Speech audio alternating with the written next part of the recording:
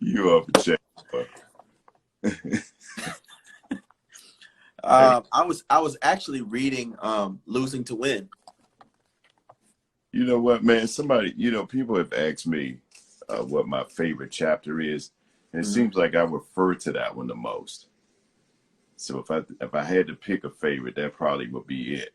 Yeah. Because I'm big on looking back to see, as a measurement to see how far you've progressed.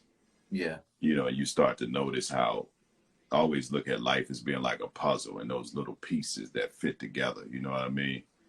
That's how I look at this thing. So I think that's like one of my favorites, man. I love that story of Jimmy Jam and Terry Lewis.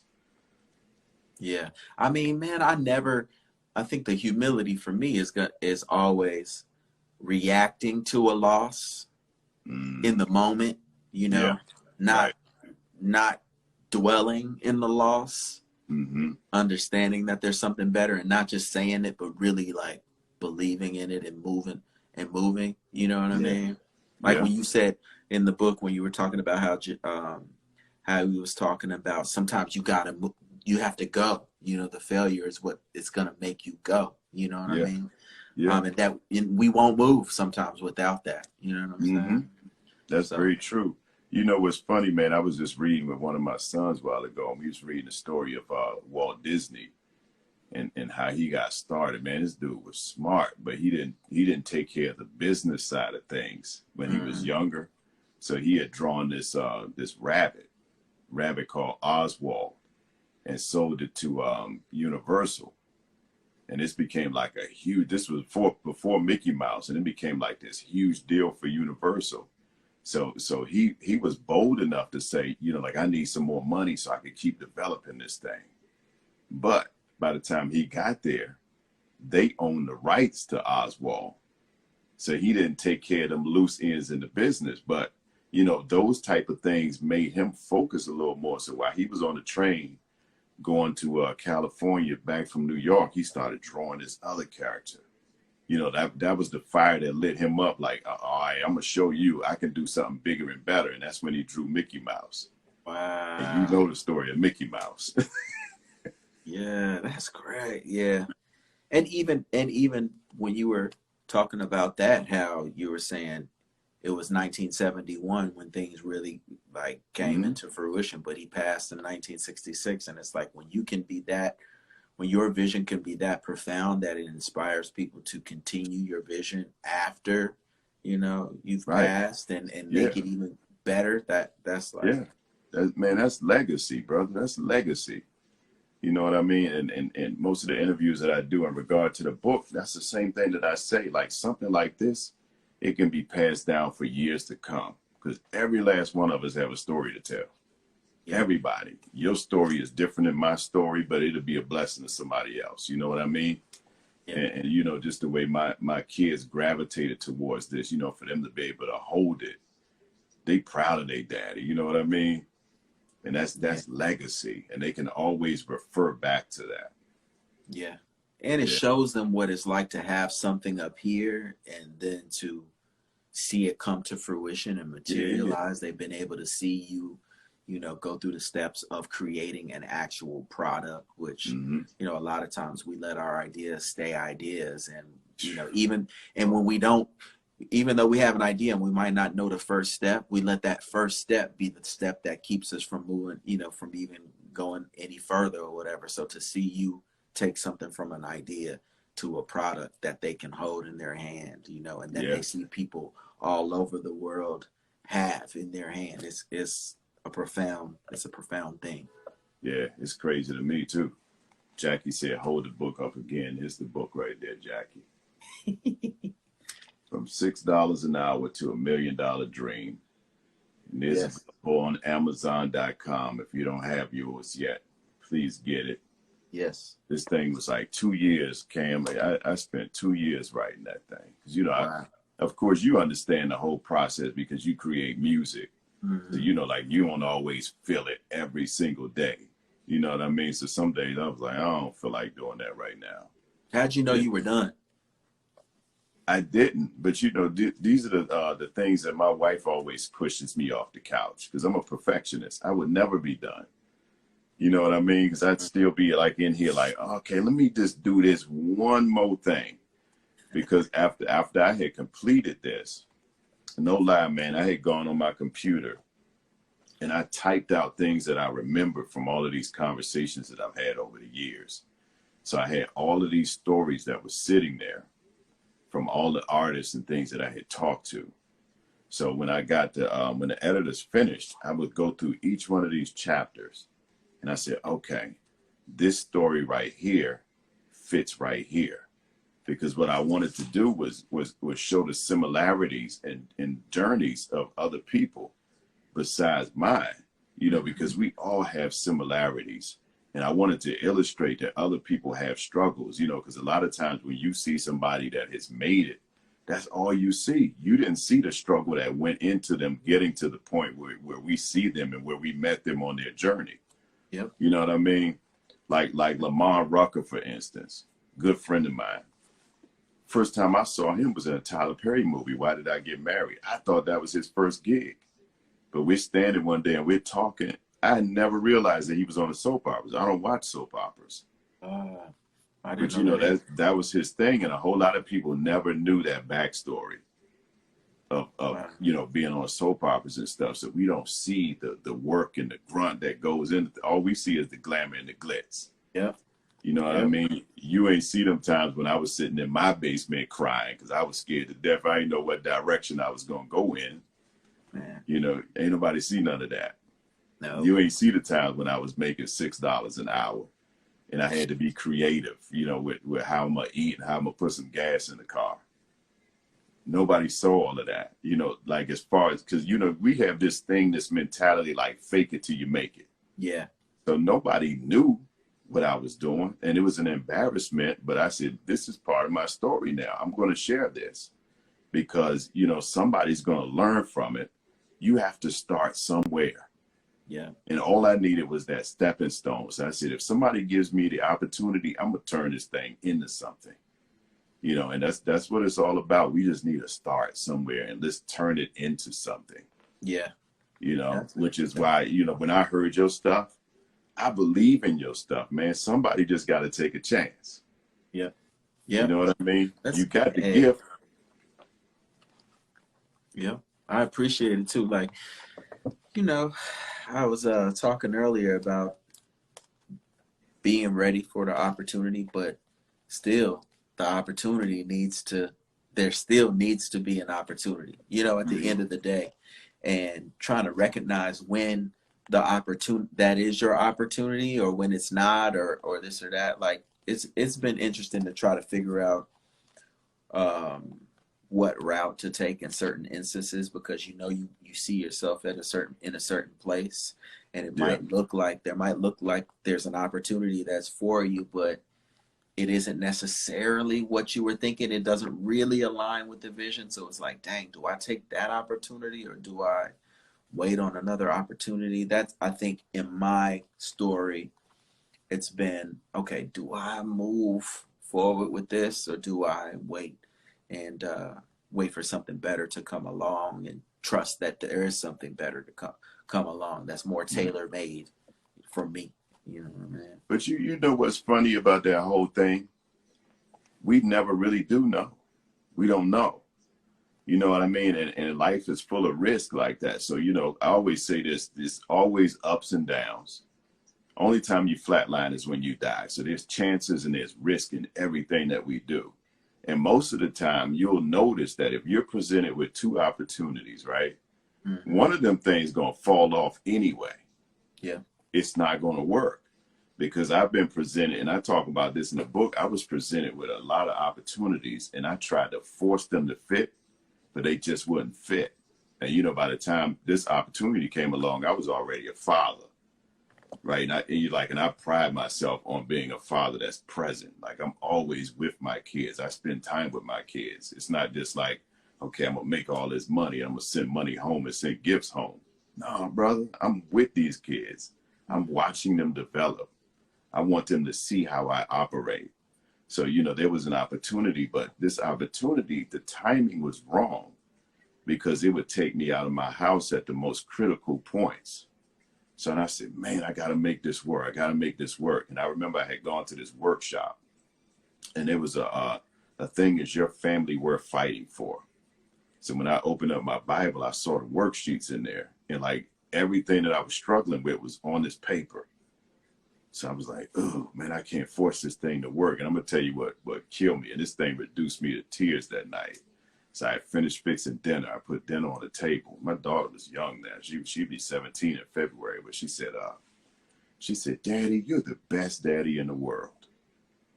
Wow. And man, I turned around and just like, whoo, and all of these tears just started flooding. And then that's when I realized this is the most important thing to me right now. It's not a job.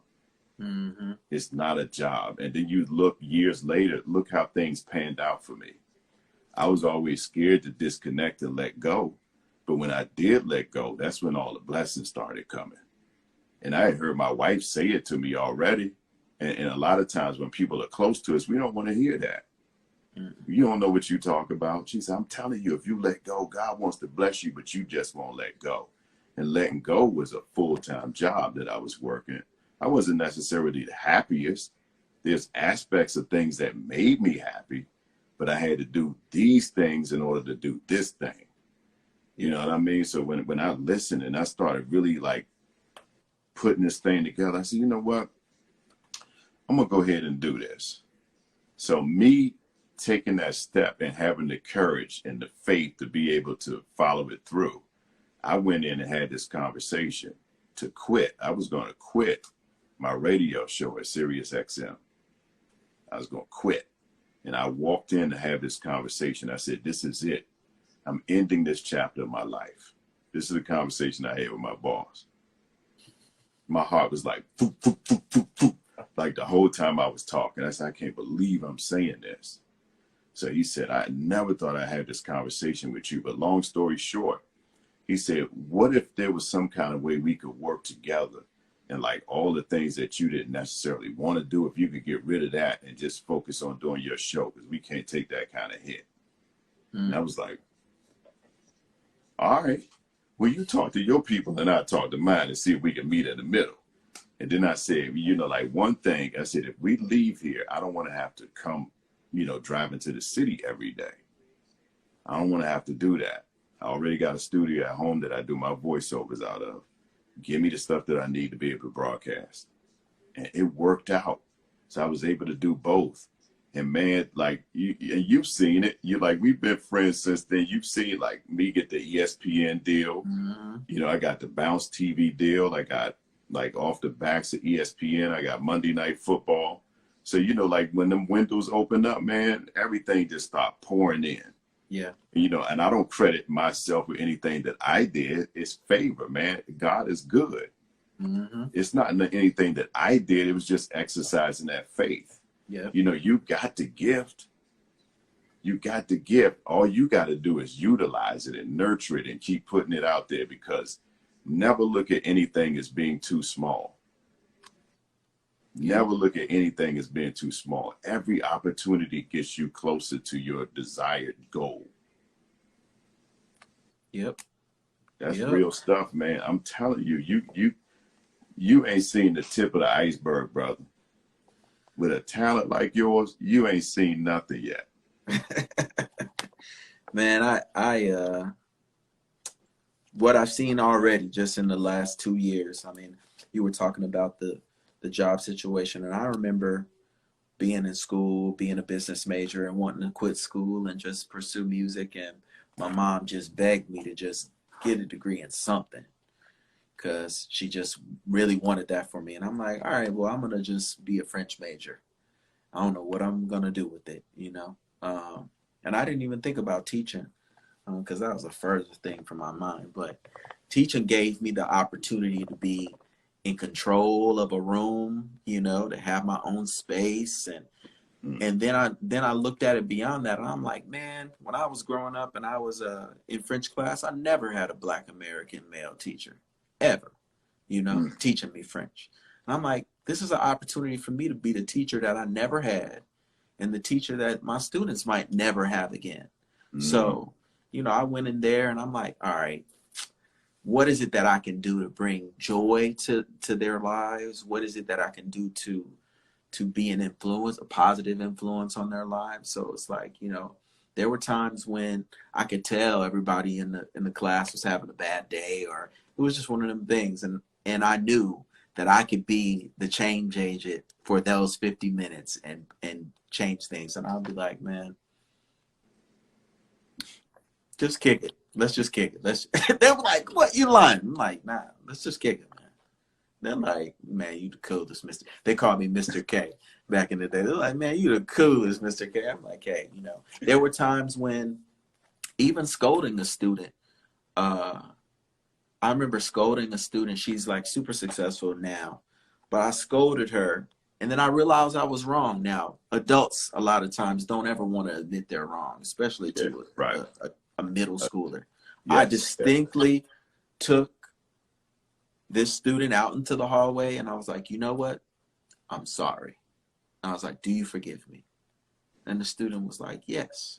And it was a moment. Like, I never, being able to be in the moment as a teacher, teachers don't realize like how much you're influencing a student. I mean, I have a former student who is the world champion on the 100-meter dash. Wow. And I taught him French, you know, and at the time they came into the class thinking French was just, you know, and for me, there were times when I was like, hey, I get the summers off and blah, blah, blah, blah, blah. But then once I started really putting my all into being the best teacher I could be for the season that I was a teacher, I really understood that I always wanted to serve the community, but I wanted to do it after I made it, you know, and that wasn't the way that it was supposed to go. And now, you know, hindsight being 2020, I have so many students that are all over the place doing great things, and they always, you know, I'm doing the 5 seconds of French thing, and they're like, oh yeah, I remember this, and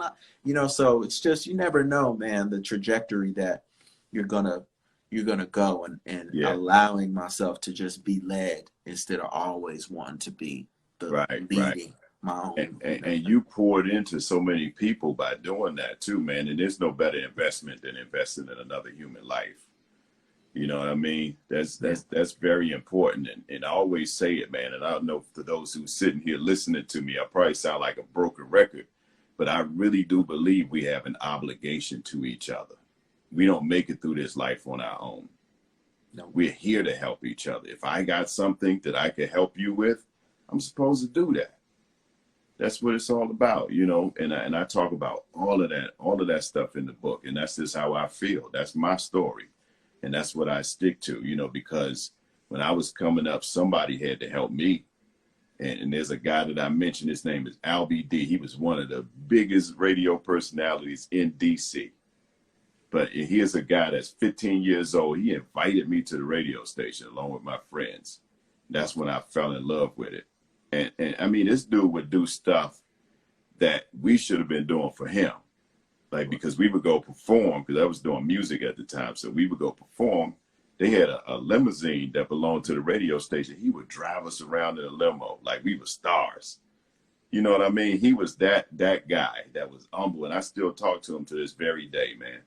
Wow. You know, like, so for what he did for me, and, you know, like, I know it feels some kind of way for him to see the heights that I was able to reach, just because he sowed that seed. You know what I mean? It's the investment. So if he had never done that for me, ain't no telling what I would have done. Yeah. You know, so, and it's the same thing that we have to do for somebody else. Taisha said, Albie. Yeah, Albie D. I did his intro back in the day. So this when I was in high school, man. Wow.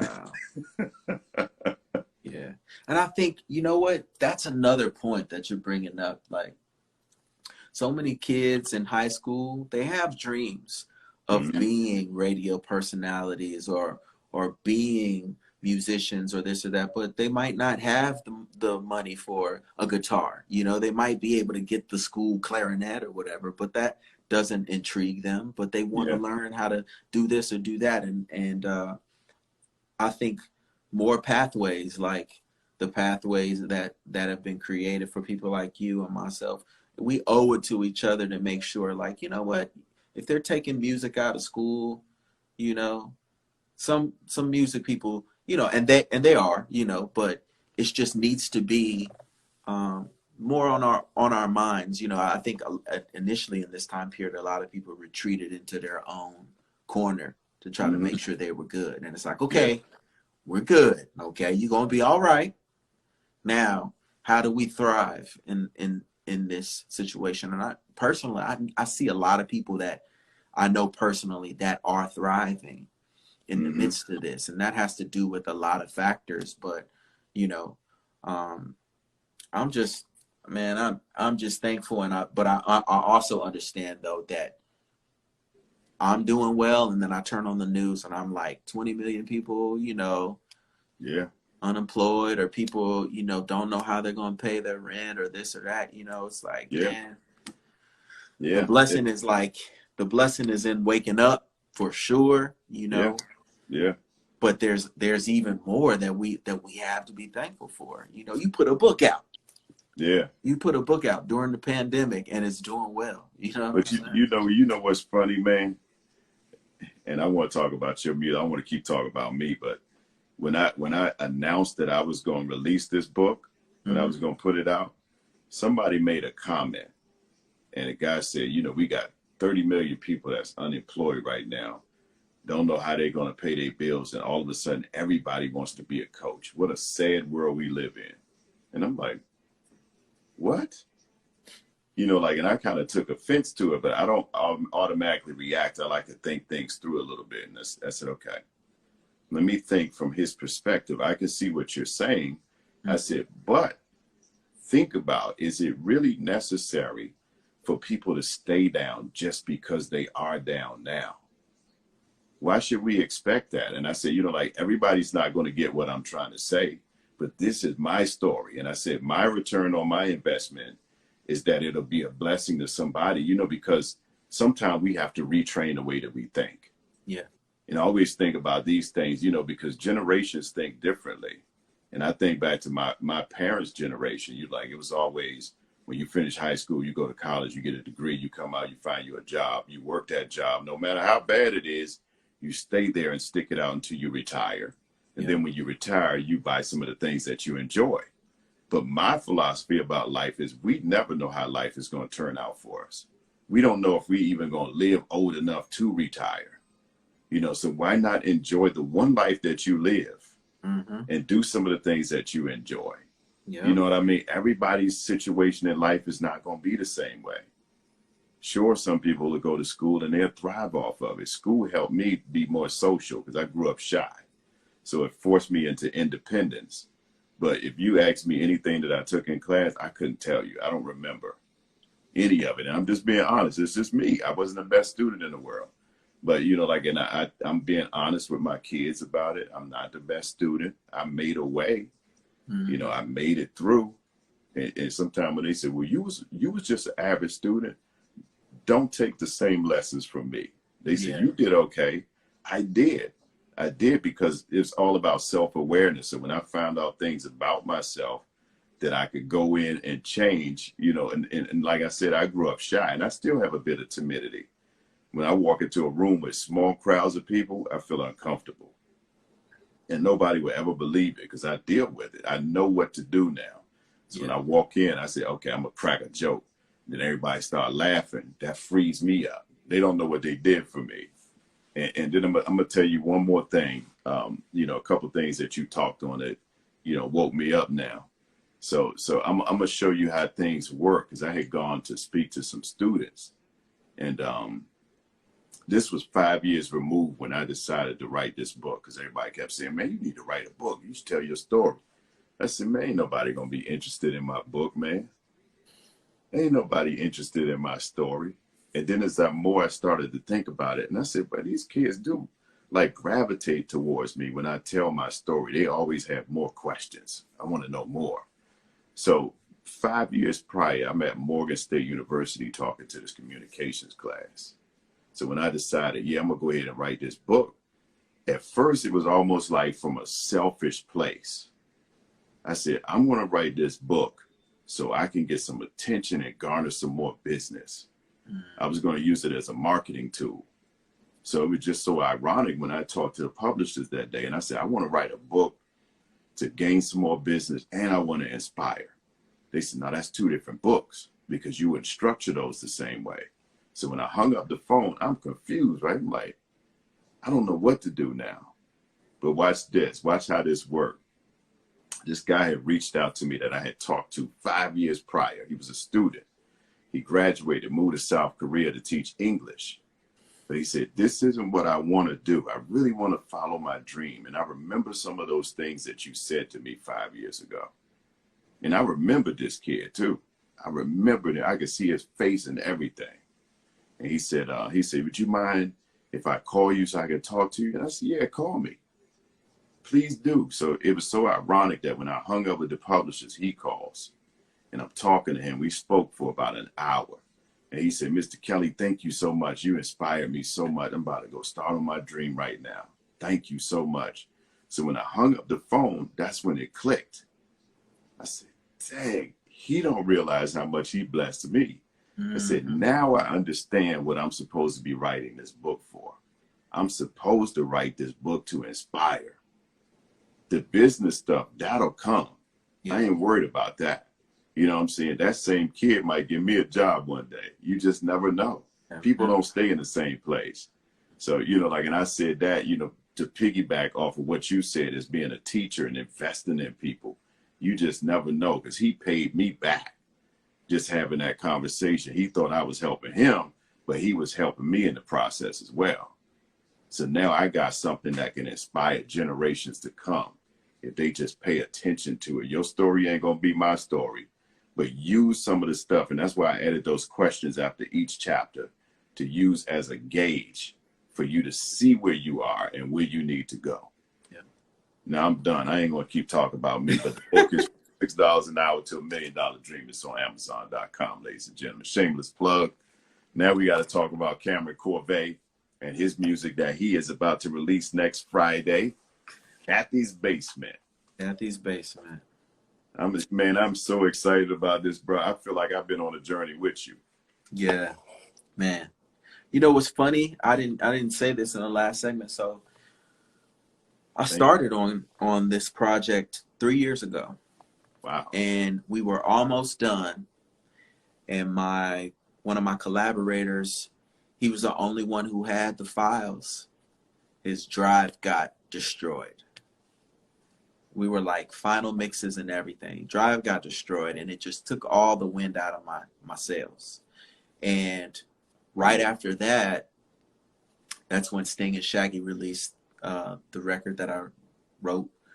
Co-wrote for them and composed for them, and then it was just I was off to the races with that, just enjoying that, and I kind of just put this project to the side.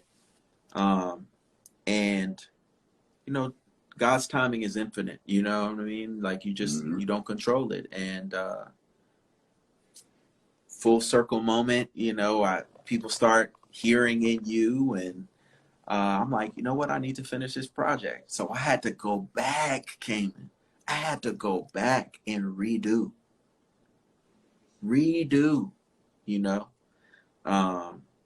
and it was through that it made me really have a deeper appreciation for the music itself, and for what it really meant. Because it wasn't called Kathy's Basement at first. I didn't have a name for it at all, just records, But then it gave the deeper meaning because as I was recreating these records, the person I was talking to the most was my mom, and that's my, I don't want to say my dog, but that's like one of my best friends. You know what I'm saying? I can talk to her about girls. I can talk to her about, she plays the pick three all the time, Cayman. So we talk about the pick three. I'm like, what's coming, Mom? What you think is coming? The 925. She's like, your auntie getting on my nerves. I'm about to play her birthday. I'm like, okay. So it's just, we talk about everything, and I just, people say give them their flowers while they're there, but my mom has been the most consistent person. She hasn't always upheld everything I've done. You know what I mean? She didn't let me do a lot of things when I was a kid. She kept some tight reins on me, but I've learned a lot from her, and I wanted to, you know, just do something in her honor while I could. You know what I'm saying? And yeah, man, you know, it's a no skip project. Let's just say that. Yeah, absolutely, man. You know. And that's one of them losing to win moments. Yes. How that drive got tore up, and look what you did. It became even better. It's just like Disney. When he lost that character, he drew something better. Yeah. And look what it became. Yeah. You got your guitar. You gotta play a little something while they sitting here. If you ain't got it, go get it. Nah, I got it. I want to try something sonically to see if command out there. If you ain't got it, go get it. Right. Let me see something. I wanted to try and see if something will work. Let me know if you hear this. If you don't hear this, it's all good. But I just want to see. Okay. Kim Kitty said, "Yes, play." Oh, he gonna play.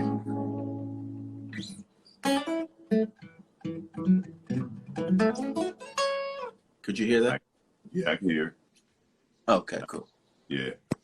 Y'all put the hearts up in this chat too. Put the hearts up and show some love for Kameron Corvet. Kathy's Basement out next Friday, ladies and gentlemen. Let's go.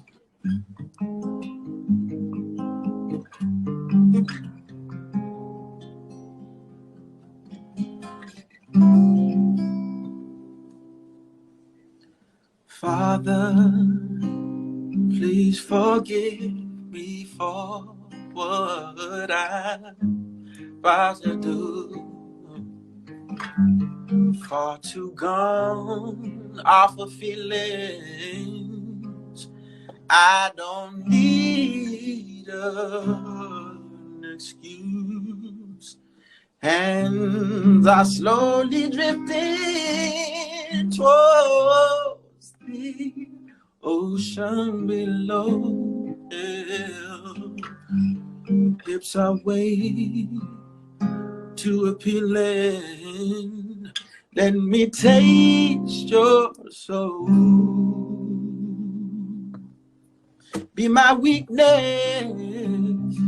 Our bodies moving up and down sequence. And for what it's worth, I want to repeat this. I want to take you deeper than your deepest. I'ma put that work into you, into you. I'm fine into you, into you, into you, into you. Yeah. Pushing and pulling, it almost hurts to feel so good. Looking for buried treasure, only right that I should. All I can do is stare at handfuls of your hair. Don't you fold under pressure, 'cause we're almost there. Be my weakness.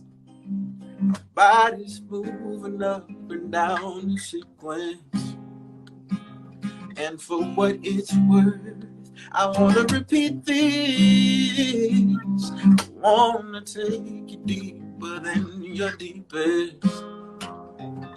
I'ma put that work into you, into you. I'm fucking you. In you, in you, in you, yeah. High above the clouds is where we stay, yeah. Curse it like it's all we got to say. Each and every mile I have to pay. How I love to take your breath away. Oh, be my weakness. Our bodies moving up and down the sequence. And for what it's worth, I want to repeat this. I want to take you deeper than your deepest. I'ma put that word into you, into you. I'm fucking you, into you, into you, In you, yeah, in you, I'm forgetting you, in you, yeah.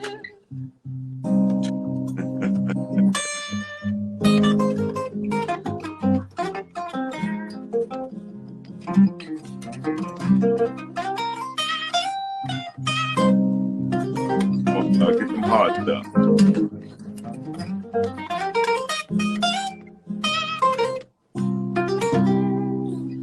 Be my weakness. Our bodies moving up and down and down in sequence. And for what it's worth, I wanna repeat this. I wanna take you deeper than your deepest. I'ma put that word in you, in you. I'm fucking you, in you, in you, in you, yeah.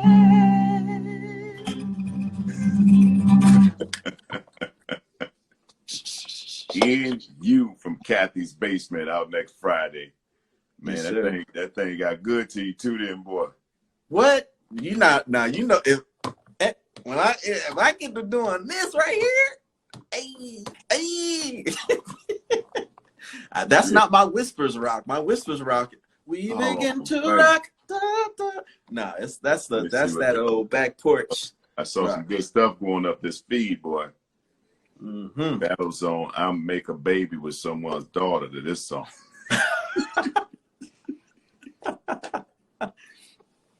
Yo.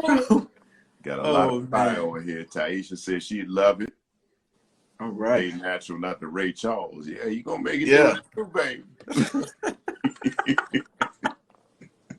Oh man. You made it did what it did. I see you slowed that thing down in the beginning. Oh yeah. Oh yeah. I told you my sons be walking around singing that thing. I'd be like, man, please don't know the words to this. Because, the first time I heard it, I was singing it, but I you did it so smooth, I didn't even know you was cussing in that thing. Yeah. Yeah. I had no idea, but I love that thing. That thing nasty, boy. I had to play it for my wife. I said, listen to this song. It's nasty.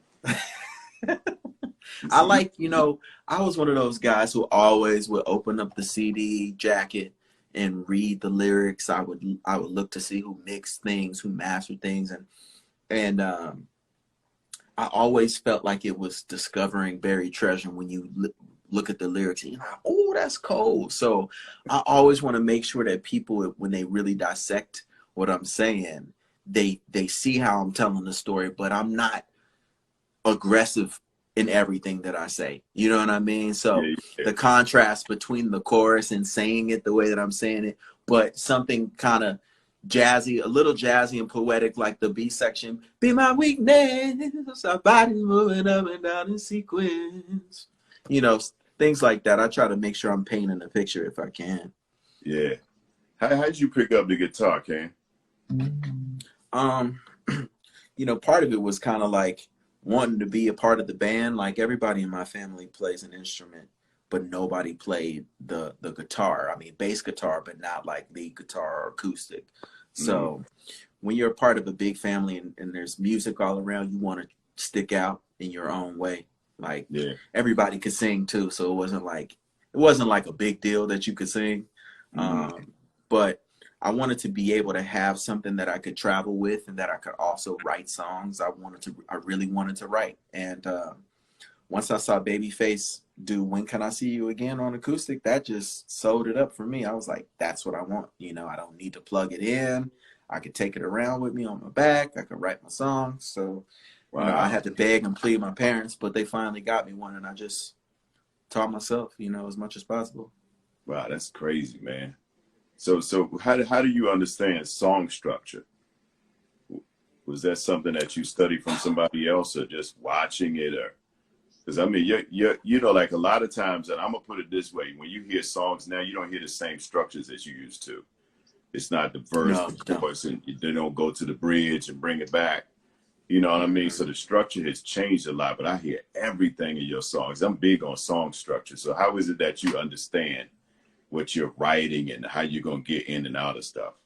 I have had just different phases in my career when it comes to learning.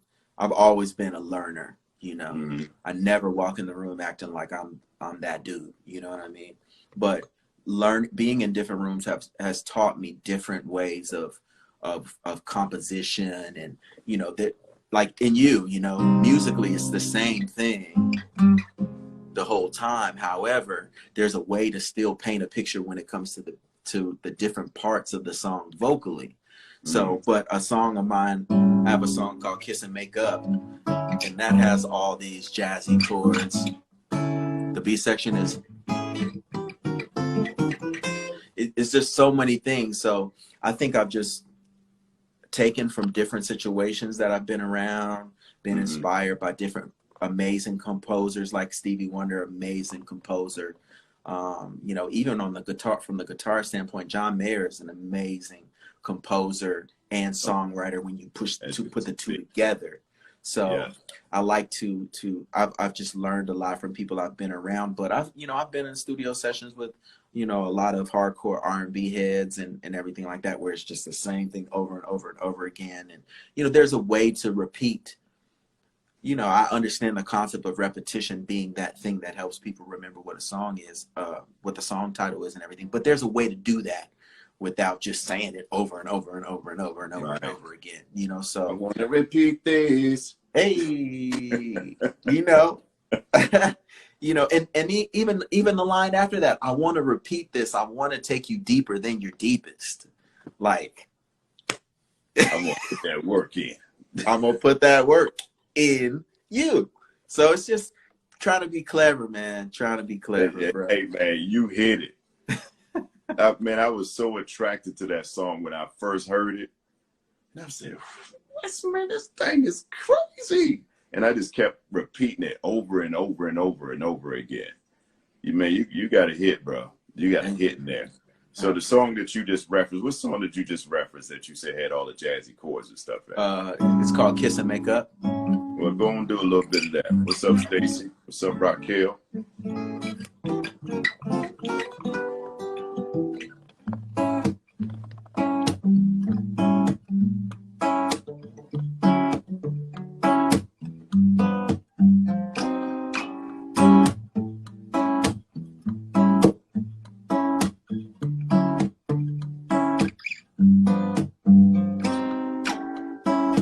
What is it now? Maybe you're screaming louder than you can comprehend. And is you mad? I should just listen to you till you think I fully understand. Cause when there's love at stake, you get beside yourself. So maybe this love is real. And though I made mistakes, it's alright in a couple hours, cause I see just how you feel. And if I return the words to you, discard them with a smile, cause you know what I wanna say. Hey, this is what we do when we argue. We huff and we puff until we blow down the house again. What we should do is kiss and make up, have amnesia just once again. Da da da da da da. Must we go on with this thing here? You know, sometimes I forget. And on the blue moon, you copy me, dear. For that, there's no answer yet. So if you can't decide, then if you stay on the outside or if you'll come back in. Just remember the friend that would sink in the ocean to you, not how to swim. And every time the words to you, describe them with a smile, 'cause you know what I wanna say. Hey. This is what we do when we argue. We huff and we puff until we blow down the house again. What we should do is kiss and make up, having each other just once again.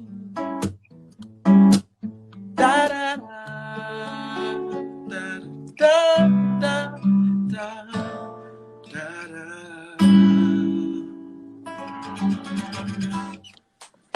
Appreciate it.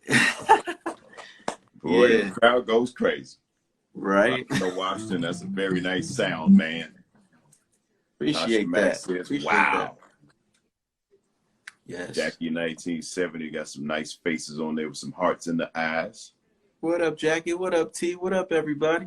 Vaughn J said she was singing along with you. Oh. Good stuff, man. You know, and the cool thing about you, like all your stuff doesn't sound alike. That's you know, that's to be commended, brother, because sometimes you listen to a whole project, it's like, oh Lord, everything starts to kind of sound alike, you know what I mean? And you get bored quick. So when you say no skip, it's no skip. Kathy's Basement out this Friday. You can what you call it? Do you call it pre-order?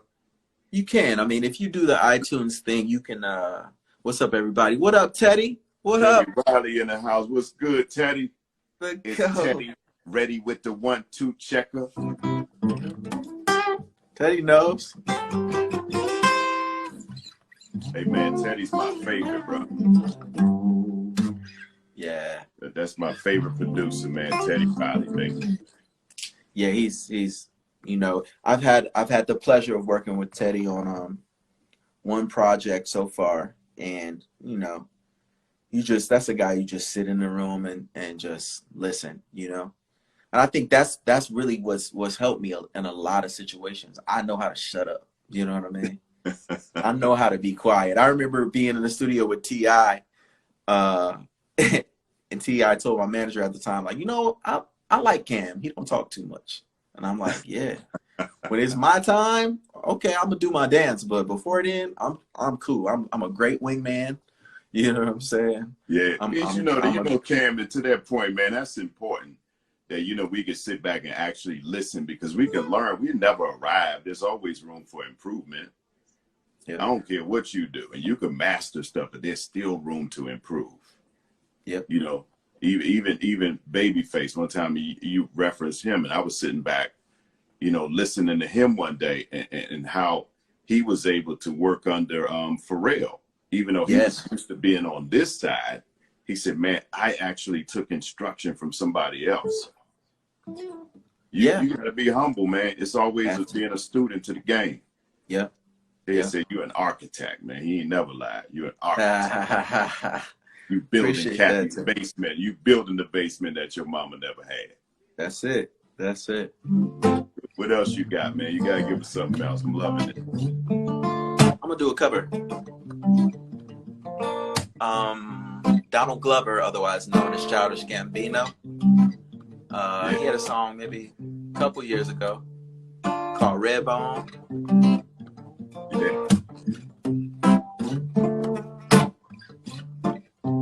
Daylight, I wake up feeling like you won't play right. I used to know, but now that shit don't feel right. It made me put away my pride.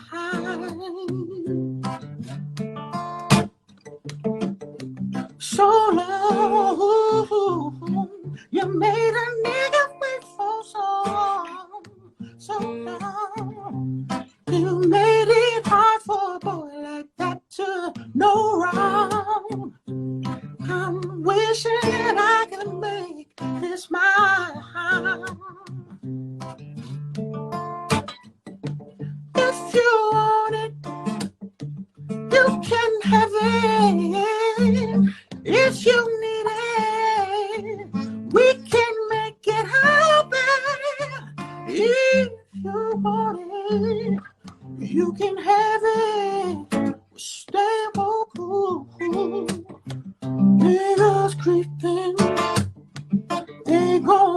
find you, gonna catch you sleeping. Well, stay woke, niggas creeping. Well, don't you close your eyes. Too late. You wanna make it right, but now it's too late. My peanut butter chocolate cake with Kool-Aid. I'm trying not to waste my time. If you want it, you can have it, yeah. If you need it, we can make it happen. If you want it, you can have it. Stay woke, niggas creeping. They gon' find you, gon' catch you sleeping. Well, stay woke, niggas creeping. Well, don't you close your eyes. Yes, sir. Them niggas creeping. They creeping. Listen. Man, you know what's amazing about you, man, and I'm just sitting here watching, is how you can dissect all those lyrics and remember all that stuff. Man. I ain't never understood none Childish Gambino was saying in that song. Man, there's so much depth to being able also to deliver, right? Because it's like listening to somebody like a Prince, right? Prince had so many layers to his vocals that I don't even know that people really understand. Like if you listen to that piano, the piano album that he has, man, just his version of "Mary Don't You Weep," he's singing in so many different styles, you know. So it's like, you know, part of it is expanding your tool bag to make sure you got all the tools you need. But then the next thing is you got to know which one to use when, you know. You could have, what's that called? A ratchet, right? Yeah. A ratchet that's the tool, but then there's still all those different sizes that you got to still know which one. So it's like, I look at it that way when it comes to like singing, especially with something like falsetto, because I grew up listening to like Maxwell. Maxwell's falsetto is very, you know, pretty, you know. D'Angelo's falsetto is a little dirty, you know. Prince's falsetto is a little dirty too, you know what I mean? But they know how to push and pull within that context. So growing up singing classical music, I always I sang tenor, but at the same time, because I have a low register in my falsetto, I would also sing alto if he needed support on lower. If my choir director needed more support on lower notes, he would have me sing alto as well. So it's like I have an overlapping voice register, if you will. So depending on, so I say all that to say, depending on the nature of the word determines whether I'm going to be singing it in my chest voice or whether I'm going to be singing it in my natural tone. You know what I'm saying? Yeah, it's weird to explain, but yeah. It's just one of those things. Like I also grew up singing in groups too, wanting to be, you know, in a group so bad. So you always picking parts and stuff like that. But all those things, man, they're all part of the journey, and they help, you know, they help you grow as a musician, as a vocalist, and everything like that. So I appreciate all of it. Yeah, everything matters, and you got a hell of a brain too, boy. And that memory, just being able to remember all them lyrics, man. That's what's crazy. I got me a bottle of stuff right here. Brain and memory. Snap! Listen, I need to be on that. You gonna teach me some? I'm gonna start writing me some songs. You know what you call it? Selena Johnson had turned me on to the throat spray stuff. Man, that stuff worked too. It tastes like dirt, but that stuff worked. I was singing Ron Isley and everything. Go through my IG. I posted it up there. I ain't lying. Listen, I was listening to the Isley Brothers yesterday. Golly. Growing up in Cincinnati, you cannot grow up in Cincinnati and not know the Isley Brothers. People will be like, what? The Isley Brothers are from Cincinnati. You need to understand. You know what I mean? Yeah, I was growing up with a lot of aunts and uncles that are different ages. They just all listen to different stuff, man. It was the best thing for me, because I really had music history. Music history is what I love. Like, I love music history. I love watching music documentaries to see the journey, like we always talk about and stuff like that. So it's the stories are amazing, man. Like, and nobody's exempt because everybody has a journey to go on. And I saw Stacy, since you put this up in the chat, she said, man, that's what your book is all about. Let me plug the book one more time. $6 an hour to $1 million dream. It's available on Amazon.com. Yes, indeed. Yes. Get your copy. Let it be a blessing to you and somebody else. It's the gift that keeps on giving. And there are notes. There's a space for notes, which I thought was very, very, very poignant, because a lot of times people get inspired by something in the middle and they don't, you're counting on them to stop and go and find something. And now it's separated from the thing that inspired the thought to begin with. Whereas with your notes section, it's included, so people can write things down. They can refer back to it. It's connected to the place that inspired that particular thought, which I thought was really dope. You know what, man? I put a whole curriculum together, and I want to do more of this where we sit down. I want to do it on a different platform so we can actually have discussions. Like, and you invited to come in too. You could tell your story, play a song, we discuss some more. I want to do something like that. That would be dope. So I want to do it on a platform. So everybody who wants to participate, you could DM me, because that's something that I want to do. I got, and I send it to you so you can see it, but it's like a whole thing that I put together with like 5 or 6 different worksheets in it. Oh, wow. Like, to be able to work through this, man, and really get to a point where you start to see some progression, like, so you can live your best life. Yeah. Ain't going back and forth with you niggas.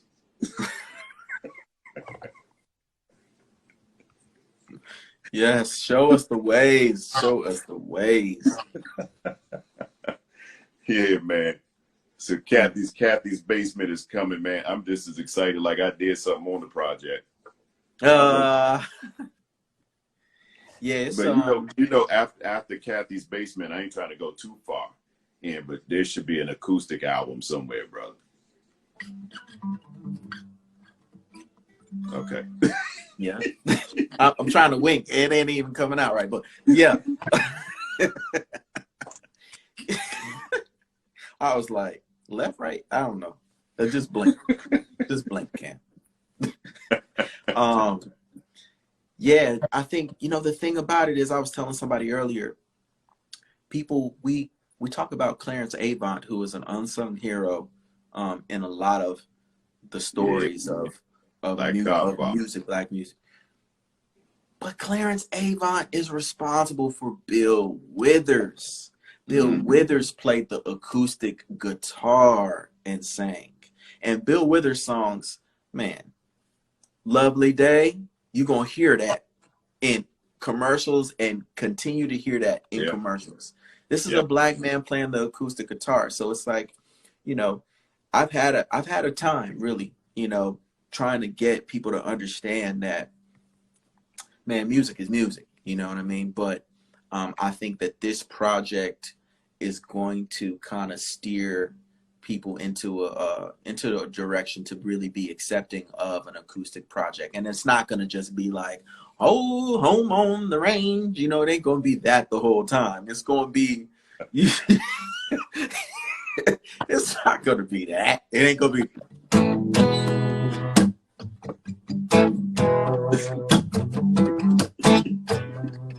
It ain't gonna be that the whole time either, but there's a place for that. You know what I'm saying? That gut bucket. That's what it's called, gut bucket. You want to spit when you hear that? Yeah, there you go. Like the old Chappelle Show theme song. Right. Chappelle Show. Yeah.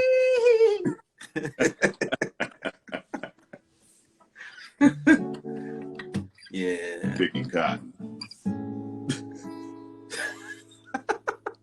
What you playing? What's that? Oh man, it was just some chords, Oh,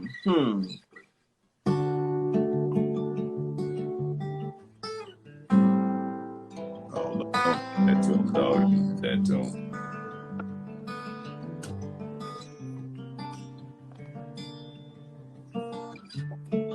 Just because I know people don't play this on acoustic. You know when you did it before I posted it, man, folks went crazy. Oh, that's what's up. They went crazy over that. This is just one of them songs I could just play without even singing, and it just makes you feel something. You know what I mean? There's a way to compose with chords. Like people say, don't use a lot of chords, just use 4 chords or whatever. But man, so many of these songs that we love have a lot of chords in them. It's just about how you place everything and what you're singing. You know, if you're singing something crazy during a whole bunch of chords, then you know, it can be a little confusing to the audience. But at the same time, you want to take them on a journey too. You know what I mean? Y'all close your eyes, put the hearts up, just listen to them play tonight. We doing this for y'all. Make sure you support Kameron Corvet on this project, Kathy's Basements, coming out Friday. Not this Friday, but next Friday. Exactly. Girl, it's only you. Have it your way. And if you want, you can decide that if you have me, I can provide everything that you desire. When you get a feeling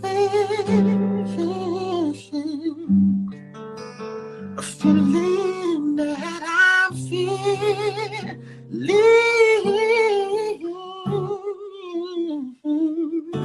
won't you come closer to me, baby? Now you've already got me right where you want me. Oh, I just wanna be your man. How does it feel? How does it feel?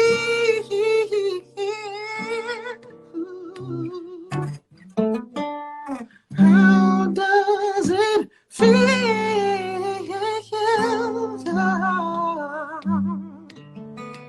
How does it feel now?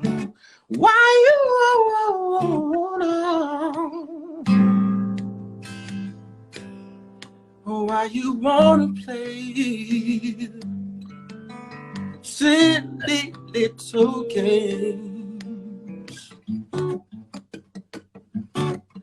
And I'm feeling right on. And if you feel the same way, baby, let me know right away. I love to make you wait.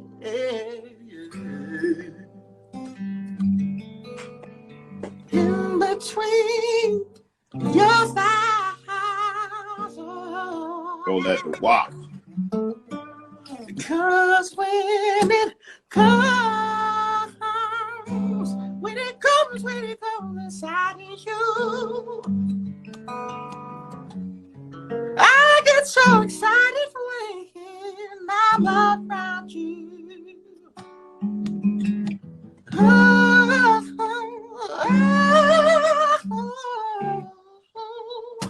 How does it feel? How does it feel? How does it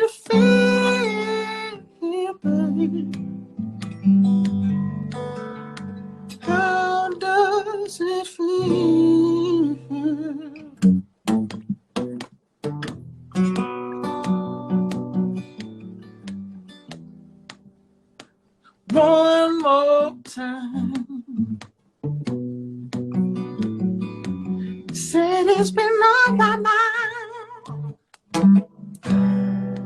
Baby, close the door.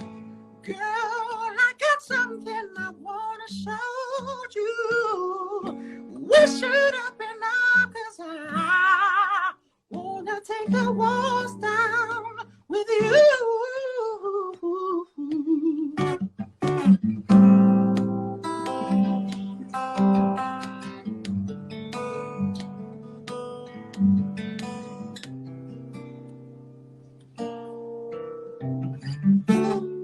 Man, this song right here.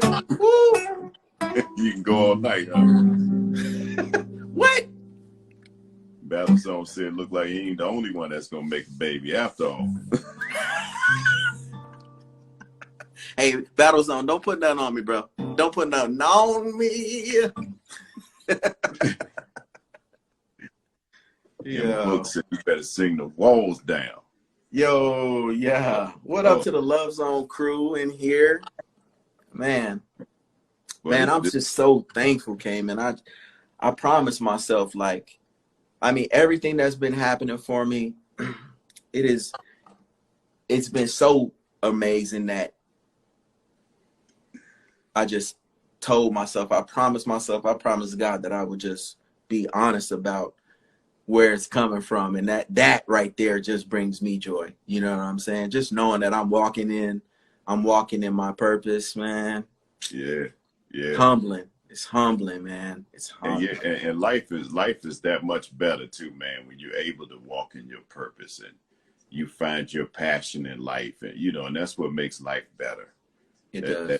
That drives you, that add that sauce to it. You know what I mean? Yeah. I told you how I was on set couple days yesterday. Yeah. I'm on set for this movie, and I hear a voice. I'm like, wait, hold up. She like, the woman's trying to put my hair on and everything. Hey, wait a second. My wig all turned around back. I'm looking at, how old school people look at the radio like there's nothing to look at. Like you can see something. This is my jam right here, though, right here. That's Cayman. That's my boy. That's my boy, right? I know him. They're like, yeah, turn around. Let me let me slap this glue on your head. Fix this wig, man. Yeah, right. I just and things like that, moments like that, make me walk in my purpose more too. You know what I mean? Yeah. When you see somebody, you're like, yo, they out here getting it, and I know that I know them, and I've seen them, accomplish what they set out to accomplish. So it gives you that sense of, adrenaline, if you will, like that boost to keep going and stuff like that. So our conversations offline, which, have been amazing, as well as these conversations, they keep me going, man. During the process of finishing Kathy's Basement, we've had conversations, and it's been either after or before somebody's been like, yeah, that'll cost you an extra $300, or you're like, golly, and then we've had a conversation, and I'm like, you know what? I'm just gonna keep pushing, take it day by day, and finish. Finish. As long as you don't quit, you're one step closer to finishing, man. And you got to do something every day. Yep. Something, even if it's minimum, do something. Because the truth of the matter is, once we waste time, we ain't getting that back. We're not getting that. No. You know what I'm saying? No. So what are you going to do with the time that you have? Let me ask you a question. How do you deal with the organizational piece of what it is you do, or the administrative piece that you do? Do you dedicate one day to that, or do you do a little bit of that every day? You know what? I just started, and to be honest, man, I'm not the most organized person in the world, but and it kind of really goes back to self-awareness, because I'm a procrastinator by nature. And normally, under circumstances, I would wait to the last minute to do stuff, but I do my best work under pressure.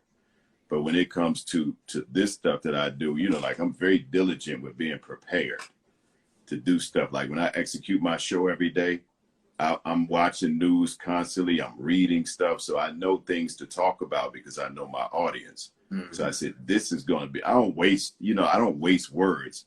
So the things that I say, I want them to be of benefit. Like I want to share some information with you because, you know, when I'm on the radio, I feel like I'm keeping you company. I'm playing these songs, but I'm keeping you company at the same time. And I want to keep you informed as to what's happening, you know, what life is all about.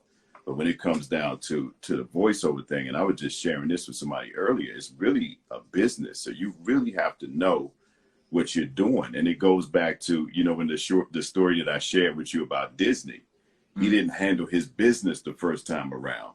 So Universal was able to take that character from him. But I guarantee you it ain't happened to him again. So I went through a bad negotiation that almost failed. And this was like a make or break negotiation. You know what I mean? And that was the lesson that I learned. Like, you got to watch everything. Even though you trust people to play their role, you still are responsible for you as an individual. And this is your business, so you're responsible.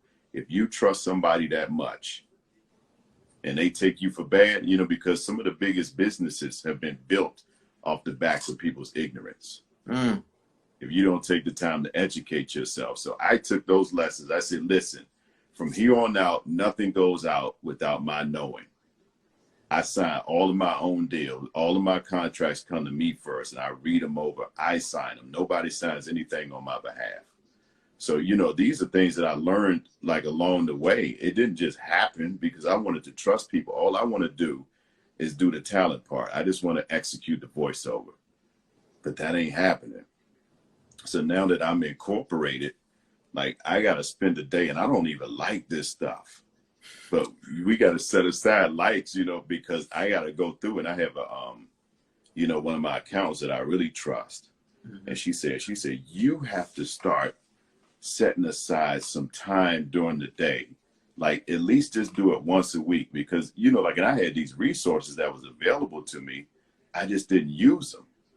So I noticed, like, I could link my accounts to this stuff and all of the expenses and things flow right into the proper categories. I just got to go through once a week and reconcile these things and just make sure they're where they're supposed to be. So then I went and set up a payroll and I pay myself from my business account. That way, all the taxes are already coming out. It generates a W-2 for me as an individual. Nice. And then all the stuff is separated from you know, the business and personal income. So those taxes are already paid from my W-2 income. And then, you know, like, and then I've been learning all these things as we go, you know, because being a business owner, you know, privies you to a lot of stuff that you can't do as an individual. So I set up a SEP IRA.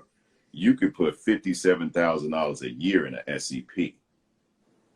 That's money that you don't have to worry about paying taxes on up front. You know, that's retirement stuff that you worry about, but you can't do that as an individual. So I'm telling you, man, you know, learning these things that people have done, ain't no way in the world Trump should be paying $750 in taxes. But the loopholes are there. Yeah. You know what I mean? And why wouldn't you take advantage of it if they're there? He did it. Yeah. Why can't you do it? You know, because I'm looking at my tax bill and I'm like, damn, you know, like, I'm paying as much money as I used to make in a salary. You know what I'm saying? And it's like, if you don't spend the money, you give it away to Uncle Sam. Yeah. Do you pay quarterly? Your taxes quarterly, or how do you do and that? See, and that's one thing that I didn't do. I would wait to the end of the year, but waiting to the end of the year was not smart at all. You know what I'm saying? Because it adds all of these fees and that interest to it. And I filed an extension. So that's why I was able to set things up like I did and incorporate. And another thing, man, and I'm going to tell you, real estate, take you some money and invest it in real estate, brother.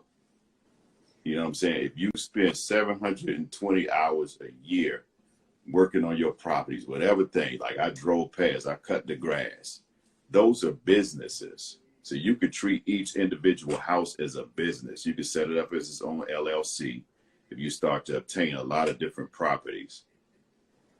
720 hours makes it 100% tax deductible. Wow.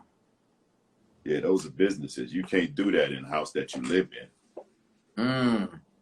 You know what I mean? And you know, like, most of the time, people's primary residences were their biggest tax shelters, you know, because you could write off your your property taxes and your mortgage interest, but they put a cap on that stuff now. So the same dream they sold you is now a nightmare. Yeah. Wow. Wow. Yeah, so That's a gem. That's a gem right there for me. Yeah, man. Like, and it's really it's all about learning, man. And just like you said before, we have to be a student of all of this stuff. So, I watch other people because, like I said, I'm not organized, but my wife has always been disciplined when it came to money. I wasn't. When I got some money, I knew I was going to get some more. I'm spending this. I'm about to look good. I ain't got to have no lunch. Right. Sure, when my father used to give me lunch money when we was in school, I'd take my lunch money and buy me some music and be sitting there all day hungry. Yeah. Yep. I'm about to buy me a chain. It'll be good till it turn green. You just had to paint that thing, put some nail polish on it so it don't turn. Yo, okay, that's the trick. Yeah, see, I had to learn the hard way. Yeah, you got your stuff tattooed on your neck. So you ain't got to worry about that. Right. Turn. Hey, I tried to. This is the way to avoid. I can wear a lot more plain white T-shirts and stuff. I just make sure a little bit of this, because the jewelry, as Deion Sanders used to say, is jewelry is on me.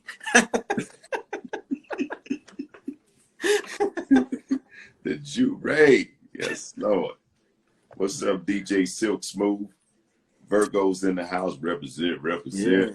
There's been a lot of love in here, Cayman. I'm glad you let me jump on here with you. Man, I'm glad you jumped on, man.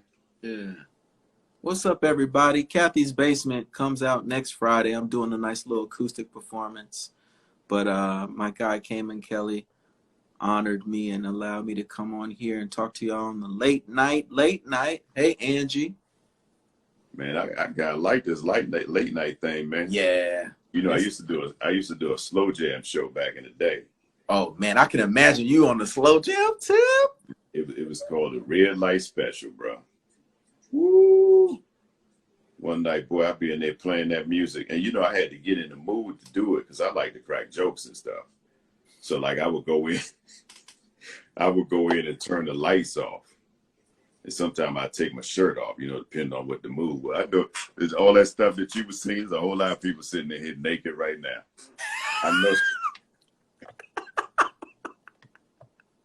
know. They sitting in the mirror butt naked right now, bucket naked. They just want to know, you drinking coconut water? Who, me? Yeah. So I was referred to this energy drink the other day, and it's called Bang.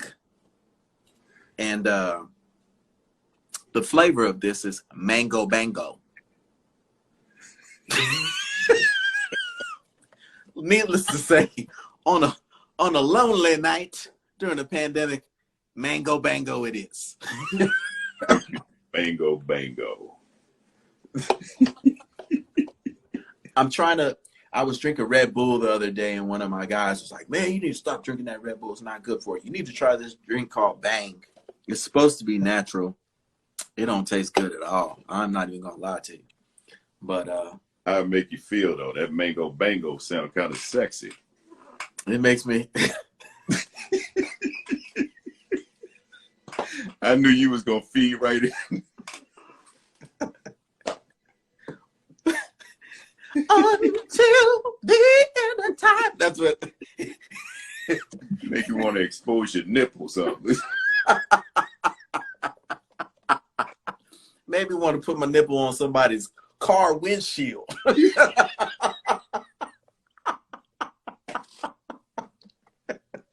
Put them on the glass. Poop, poop, poop, poop. Oh man. Yeah, man. I love the late night, man. The late night. So what would you play on your show? Man, everything. What's funny? They used to keep control of it, but I had this idea of what I wanted it to sound like. So one night, man, I brought it. I would carry a bag with CDs in it, and I brought that thing in, man, and I played Brian McKnight never felt this way on the air one night. So my boss called on the hotline. I said, oh, Lord. And I answered. He said, Mr. Cayman. He said, what is this on my radio station? I said, oh, this Brian McKnight. Never felt this way. He said, is it on my log? I said, no. He said, okay. He slams the phone down, right? So he calls me at home the next day. He said, I'm fining you $100. I said, $100 for what? He said, for playing unauthorized music. And I said, damn, $100 though? I'd have played the whole album. He said, get off my phone. You're always joking. So man, eventually, like one night he forgot to put a log in because I was on from 10 to 2. So when midnight came, that was another day. Okay. And there was no log in there. He was like, oh.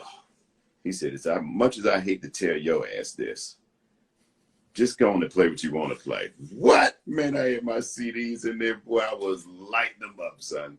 I was playing all kind of goodies, you know, because slow jams are a mood. You shouldn't play the same stuff that you play during the day. Mm-mm. Like, it's a mood. It has a tempo to it, you know, and one record can't be here and the next one be here.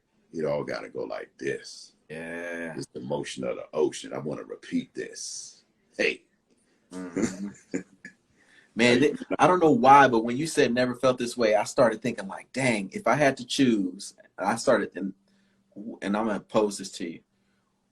Which would you choose between Never Felt This Way and Tony Terry, When I'm With You record? Yeah. Ooh, wow. They're different records. So it might not be fair because Brian, you know, he kept it so intimate. What do y'all think? Never Felt This Way or With You? When I'm with you. I don't know, man. I would probably have to go just for the sake of acoustics. I would have to go with Never Felt This Way. Yeah. Oh. That's one of the baddest love songs ever. And you know, Brian said, what was the song that he released recently? I'm drawing a blank now. I gotta drink some of my brain juice here.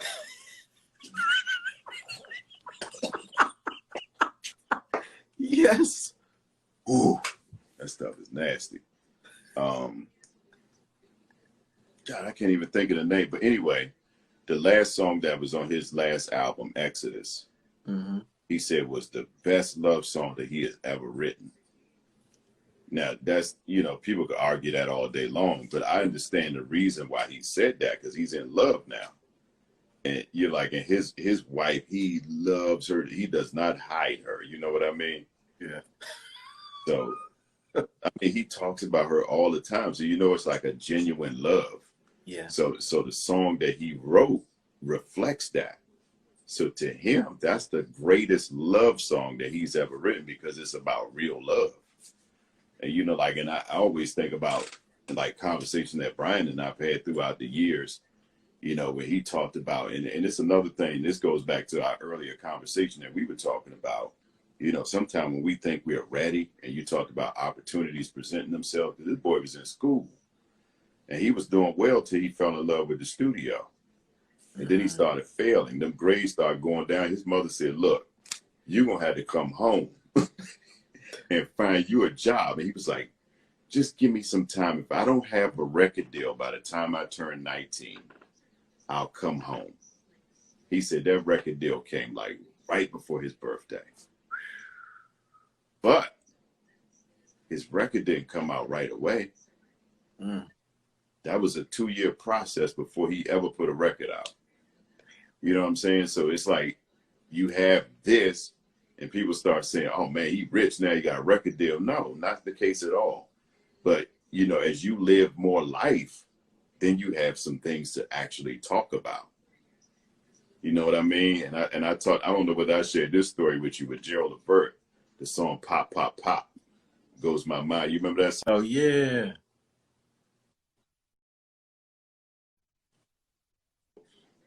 he was saying, you know, like they was in the house and his mother, they was in a shotgun house and the boys in the back. His mother was up in the front in the kitchen and she was popping popcorn. So he was like, oh, pop, pop, pop, pop. And that's where that song came from because he had no other life experiences.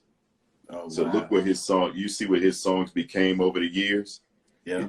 And everything. That was like a breakup and a divorce. You know, took everything from me. You know, like I'd give anything and everything to fall in love.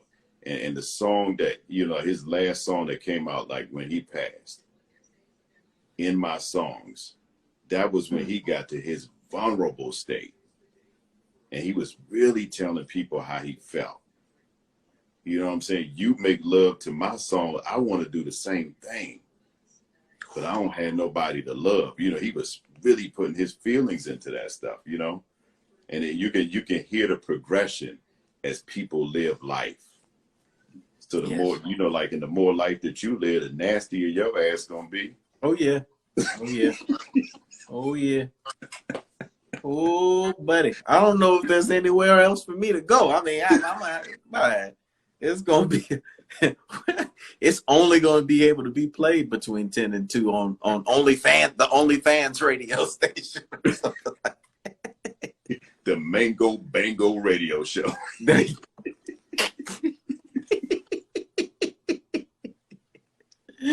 Yo. Everybody get naked and get ready for the Mango Bango, baby. That's it. We naked. Period. Oh, no. Yeah. Oh, man. It's good stuff, boy. I enjoyed this. I should be in the bed right now, sitting up here messing around with your ass.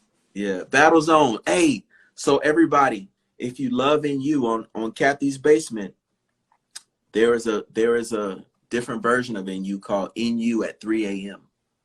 And you serious? Yeah. And the concept behind it is, you know how you like, well, I'm just gonna talk about some experience I've had in my life. I know what you're gonna say. I already know what you're gonna say. You know, fellas, you might fall asleep. It's like after you do it and you fall asleep and you still naked right there. Yeah. And then you wake up, it's like 3 a.m., 2:59. You're like, man, she about to leave. I got my energy back. You get to spooning. You get to nestling. Cayman, you get to nestling and snuggling. Right. There you and go. then all of a sudden, it's 3 a.m. and it's in you. But it ain't the same in you. It's got to be delicate. So, right. Yeah, so it's that in you when you keep your mouth closed and that breath stinking. Yeah.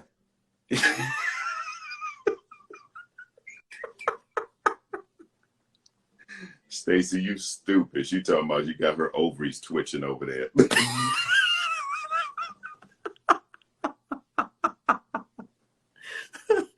You oh my God. That instantly made me think of, you remember Boys in the Hood where Furious Styles had the little, you remember the old school little, that's what made me think. Weird. Yo. Oh my gosh. Man, shout out to Cayman Kelly for this masterpiece, y'all. Black man, we got to support each other. You know what I mean? We got to support each other.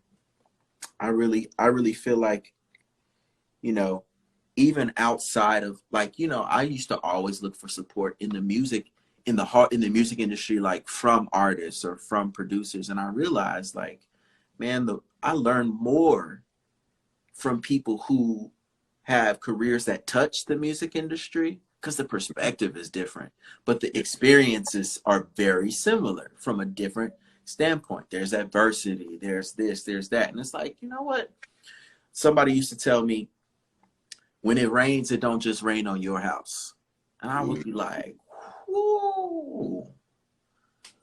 I'm like, all right, I understand that. I understand. If it does, you got a problem if it just rain on your house. Listen, I am a big believer of, you know, and Ethel Kennedy, I saw Ethel Kennedy say this too. She said, nobody gets a free ride. You know what I mean? Nobody gets a free ride. And those things have always stuck with me. It's like, all right, you're going to lose some, you're going to win some. You're going to lose some, you're going to win some. It's ebbs and flows to this thing. So it's important to appreciate the wins. That's the other thing I've learned in this journey. Yeah. Like, when it's time to win, it's all good to be proud of something you've accomplished, because there are times when you're not going to win. And, you know, you're being made humble out of an experience or something like that. But it's just like this, bro. Yeah, it's a learning experience when you do lose. You learn from it. You know what I mean? Bumps and bruises all along the way, brother. It's not an easy task. No. And you see the subtitle on the book, don't you? Yeah. Go ahead, read that out loud. Read the subtitle on the book. Read that out loud. All right, y'all. I'm reading. All right. This is the subtitle. The process isn't easy, but your decisions determine your outcome. Very true. Amen, somebody. Very true. Amen, somebody. So the book isn't called Masterpiece. It's called From $6 an Hour to $1 Million Dream, and it is on Amazon.com. Who said that? Truly blessed. I'm going to just tell you, truly blessed. I can't read all the stuff together. It's hard reading screen names. Oh, yeah, I know, right? Man, it's so hard to at people when the screen names are complicated with like underscores and numbers, and you're like, man. What's up, Big Country? Big Country, that's my manager right there. He done jumped in the room. Big Country, man. What's going on? Riley done came through. It's been a good night, man. It's good been night. A good. Who would have thought? Who would have thought? Hey. Go ahead and hit one more, man. I'm supposed to be in the bed sleeping up here messing around with you, man. I know I'm keeping you away from the missus. Tell her that I apologize and that I do appreciate her for lending you to me. Hey, she sleep right now, so she ain't fussing. Look, I'm gonna go back upstairs and start playing In You. Come on, Cam, get it together. Oh man. Let's see. What do I want to play? What about Throw the Rest Away? I'll do that. That's on Kathy's Basement too? That's not on Kathy's Basement. That is on the Essentials though. People can definitely check that project out. If you've never heard my music before, the Essentials is a great way to get introduced. It's got Leave It Like That on there, Throw the Rest Away, Let Me to You is on there. Yeah. Leave It Like That. Yeah, that's my jam. That's my jam.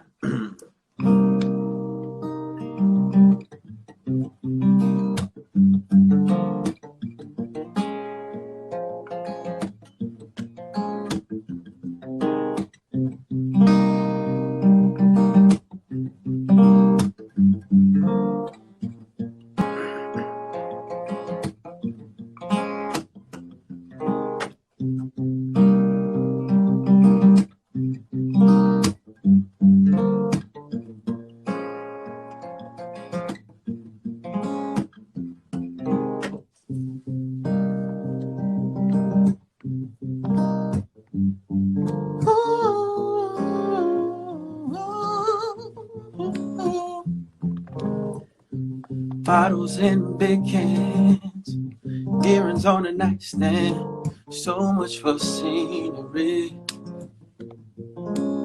You can make believe holding on the wristbands will lead us to a romance, but it makes no difference to me. Don't go looking for the deeper meaning, 'cause I have a wager feelings way too much. I'm so used to living for the weekend, couldn't possibly fall victim to your touch. Why don't you ignore the truth? Be confused. Take what you can get and then throw the rest away. This life wasn't made for two. Thought you knew to take what you can get and then throw the rest away. Birthdays and New Year's, wishing you were right here, hitchhiking round the world. That could make me weak, falling for you head first. Will leave me with a heartburst. I'm just too mature to be upset. So don't go looking for the deeper meaning, 'cause I have wagered feelings way too much. Oh, I'm so used to living for the weekend. Couldn't possibly fall victim to your touch. Why don't you ignore the truth? Be confused.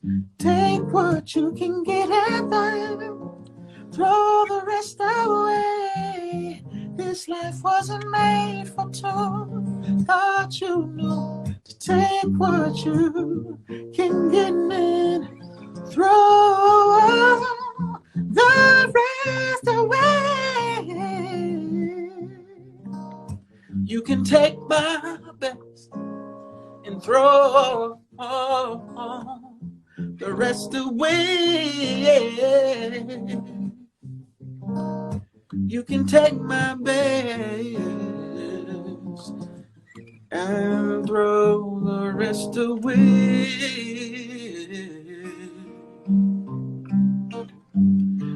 You can take my best, ooh, and throw the rest away.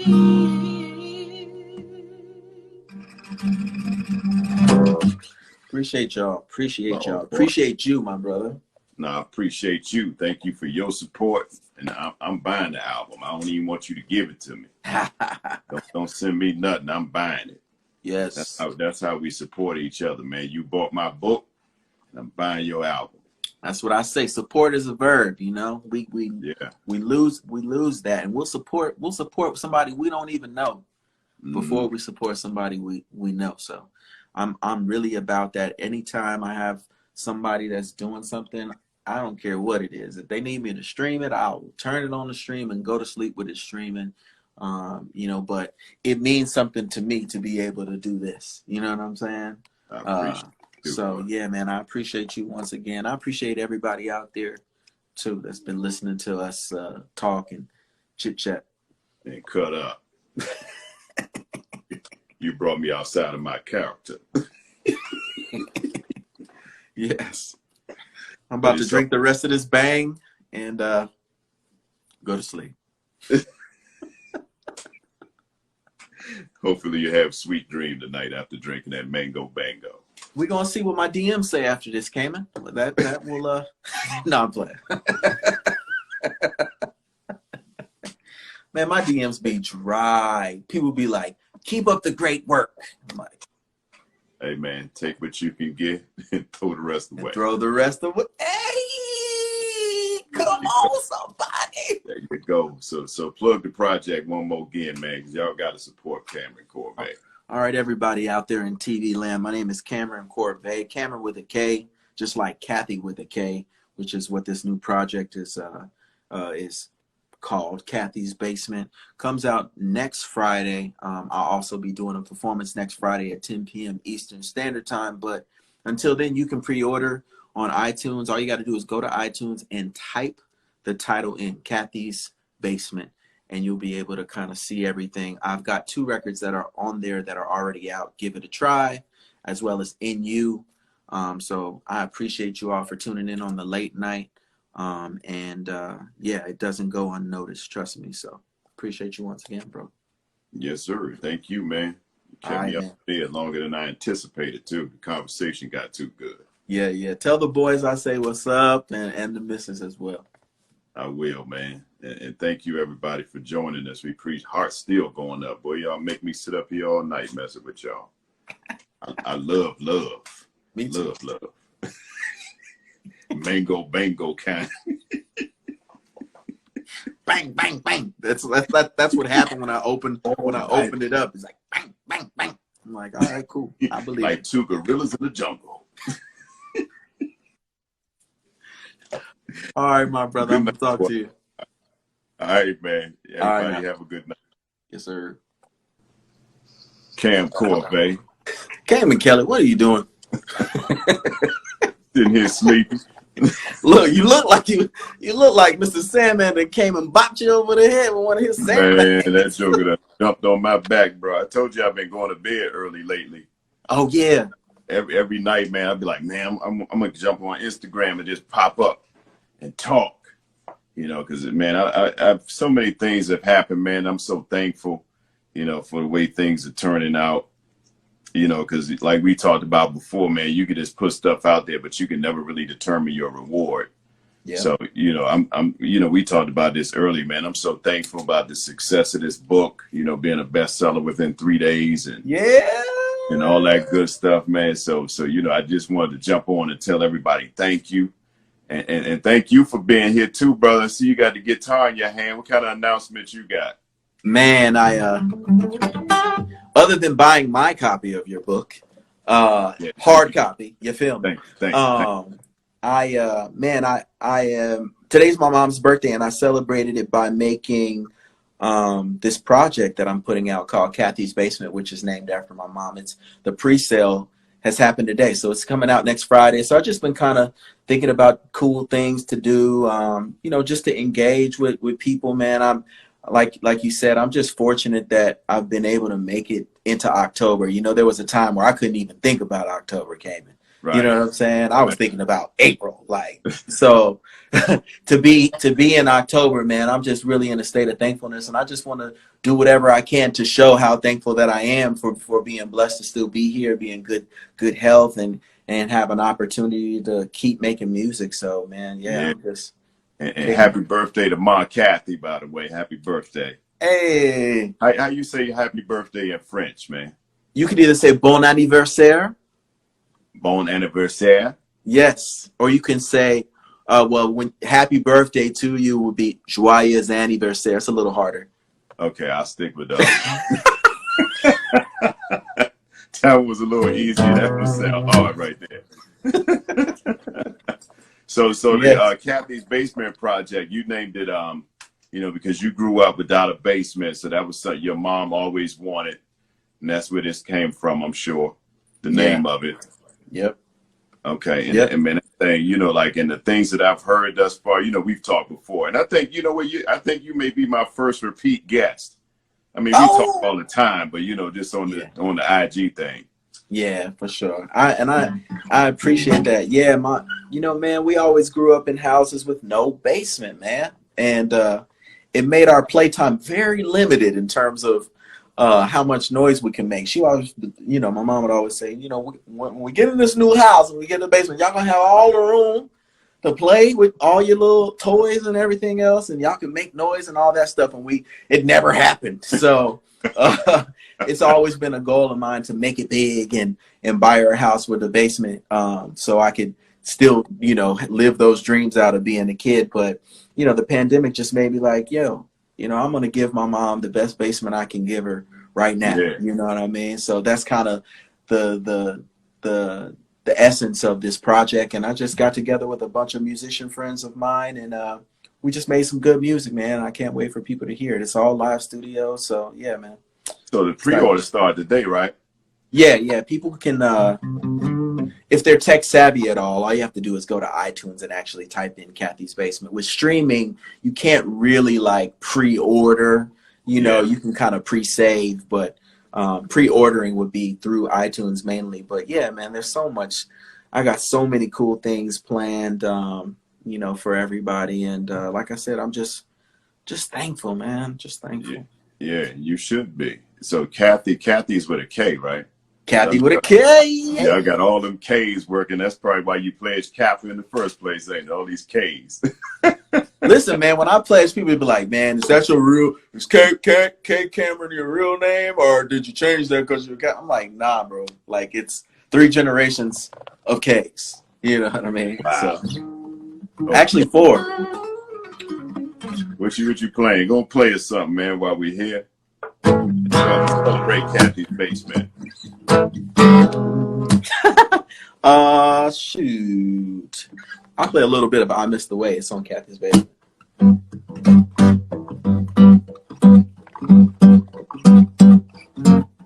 This is for all the crazy women out there. The crazy women that I love. The thin line between love and hate. Crazy type women. You overlook my reputation for playing games with pretty ladies. I overlook my own flirtation, 'cause other girls make me want you, baby. I don't really get this part. You have a broken heart. What's the reason? You're my only star.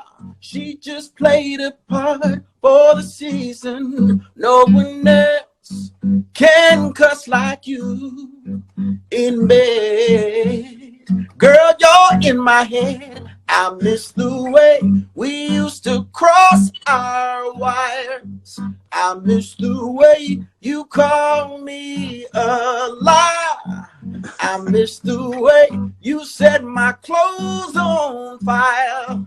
I miss the way you slashed down my tires. I miss the way. Hey, bro, you just as crazy as she is if you miss that kind of behavior. Man, I promise you, brother. I promise you. I can deal with the cussing part, but burning clothes and slashing tires, no, dog. Man, yeah. That kind of takes it too far, but you know, there's always, I at least will give you a second chance. As long as you don't mess up any of my good clothes. Hey, did that come from real experience, man? Man, yeah, man. I remember one time I was living with my brother, an ex-girlfriend of mine. She knocked on the door. My brother was just thinking it's all business as usual. He opens the door. I'm in the shower. He opens the door. She runs up in the bathroom and pulls the shower curtain back on me, right? Just like, I caught you. I was like, what are you talking about? I chased her out of the bathroom, out of the apartment. It's like soapy and everything. I'm like yelling at her. And another thing. Get out of here. Man, you done had some wild experiences, bro. Man, so wild, man. We could talk about that all day. Yeah. So y'all make sure you pre-order, well, whatever it's called. Yeah. Kathy's Basement. It's going to release, next Friday, right? Next Friday. It's going to release next Friday. I'm going to do an acoustic performance of the entire project on my IG next Friday at 10 p.m. just to kind of celebrate, give them, because there are a lot of musical elements on this project. Live drums, Lil John Roberts, who's played with Janet Jackson and George Duke and Stevie Wonder and Dale Freeman and Bruce Robinson and Pierre Medor. So it's like the best of the best that are my friends on it. But next Friday it's just me and the guitar, telling the story, sitting on the stool like I normally do. So I'm looking forward to it, man. It's you know what it's like to put something out after you've been working on it and to get people's reaction and just to have it out as you can breathe deeper, when you've been it's kind of like you're nervous and excited at the same time. That's the feeling that I got. Yeah. It's kind of like your kid, right? You drop your kid off at daycare for the first time or preschool and you're like, oh shoot, I really hope we don't have an accident. Hey bro, me and my wife was laughing about that the other day because when I used to drop my kids off, they probably thought I worked there because I would spend hours sitting in that joint. Like I couldn't leave. That separation anxiety was something serious, bro. Man, I don't have any children. I have to make sure I throw that out there, ladies. But I can imagine. You know what I'm saying? I gotta make sure. I mean. Hey, IG bro. Live is like Match.com for me sometimes. So I do everything I can, Cayman. I shoot all the bullets I can. All of them. I gotta hit something. This is how I shoot. Remember I heard you say. Eddie Murphy in Harlem Nights when he was crying, "Let me kill my brother," and he's shooting. That's me dating. Hey,